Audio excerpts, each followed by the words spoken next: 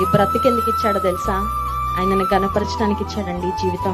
మనల్ని ఎందుకు రక్షించుకున్నాడు తెలుసా?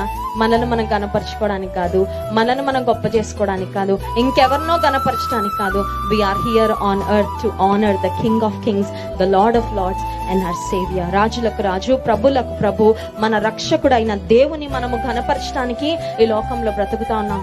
చాలా సాడ్ థింగ్ ఏంటంటే, ఏలి అనే యాజకుని దగ్గర పరిచర్య చేయడానికి హన్నా అనే స్త్రీ మొక్కుబడి చేసుకొని దేవుని నుండి ఒక శ్రేష్టమైన బహుమానముగా కానుకగా పొందుకున్న చిన్న సమయలను ఆమె సేవకు సమర్పించింది.